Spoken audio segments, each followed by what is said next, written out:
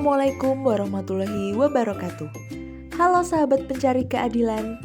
Berdasarkan data tahun 2021, 70% perkara perceraian yang diterima oleh Pengadilan Agama Ambarawa adalah cerai gugat. Faktor-faktor penyebab perceraian diantaranya faktor ekonomi, tidak bertanggung jawab, perselingkuhan, kekerasan dalam rumah tangga, dan lain-lain. Perceraian tidak hanya memutus hubungan pada suami dan istri, namun juga berdampak pada hubungan anak dan orang tua.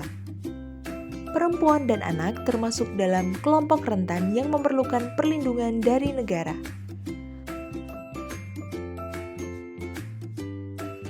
Tahukah Anda, dalam perkara perceraian, perempuan dan anak memiliki hak-hak yang diatur dalam perundang-undangan.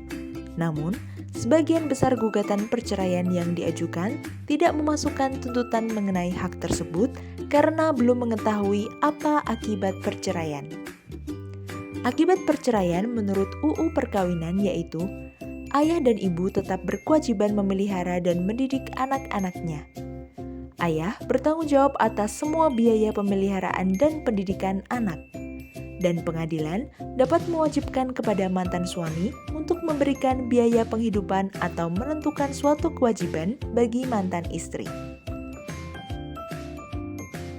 Apa saja hak-hak yang didapat perempuan dan anak pasca perceraian? Perempuan atau mantan istri berhak mendapatkan nafkah iddah, mut'ah, nafkah madiyah, mahar yang terhutang, dan biaya pemeliharaan anak. Nafkah iddah adalah nafkah yang wajib diberikan kepada istri yang ditalak selama 3 bulan, terdiri atas nafkah, maskan atau tempat tinggal, dan kiswah atau pakaian. Mut'ah adalah pemberian dari bekas suami kepada istrinya yang dijatuhi talak berupa uang atau benda lainnya. Nafkah maliyah adalah nafkah lampau yang tidak diberikan oleh suami. Mahar yang terhutang adalah pelunasan mahar yang masih terhutang separuh atau seluruhnya. Biaya pemeliharaan anak adalah biaya pemeliharaan untuk anak jika ibu yang memegang hak asuh anak. Hak anak pasca perceraian yaitu bertemu langsung dan berhubungan pribadi dengan kedua orang tuanya, mendapatkan pengasuhan, pemeliharaan, pendidikan, dan perlindungan untuk tumbuh kembangnya, serta memperoleh pembiayaan hidup dari kedua orang tuanya. Jadilah pihak yang aktif untuk memastikan kelengkapan data dan informasi yang diperlukan dalam penyusunan gugatan. Bagaimana caranya? Jika bingung, Anda dapat mengunjungi PA Ambarawa dan menemui petugas informasi atau petugas Posbakum untuk memastikan hak-hak perempuan dan anak pasca perceraian tercantum di dalam surat gugatan Anda. Lalu, sudah tahukah Anda, salah satu agenda dalam sidang perceraian adalah mediasi. Mediasi adalah suatu proses usaha perdamaian antara suami dan istri yang telah mengajukan gugatan cerai. Mediasi dipimpin oleh seorang mediator hakim atau non-hakim yang ditunjuk atau ditetapkan di pengadilan agama. Tujuannya untuk tercapainya perdamaian kedua belah pihak dan perkara perceraian dicabut.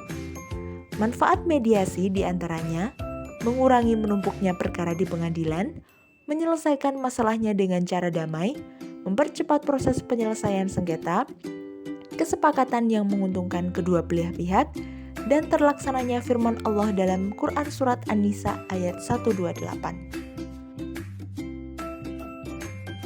Proses mediasi dimulai saat sidang pertama. Hakim akan menjelaskan bahwa sebelum dilanjutkannya proses cerai, maka para pihak diwajibkan mengadakan mediasi. Majelis hakim kemudian menentukan mediator hakim atau non-hakim dalam pelaksanaan mediasi tersebut. Mediasi dilakukan di ruangan khusus di PA Ambarawa, dilakukan maksimal 30 hari. Bila dalam mediasi tercapai perdamaian, maka selanjutnya perkara dicabut. Bila tidak tercapai perdamaian, barulah proses perkara perceraian dapat dilaksanakan. Seluruh proses mediasi di Pengadilan Agama Ambarawa tidak dipungut biaya. Untuk akses informasi lebih lanjut, Anda dapat menghubungi kami melalui telepon, SIMW, dan media sosial Pengadilan Agama Ambarawa. Wassalamualaikum warahmatullahi wabarakatuh.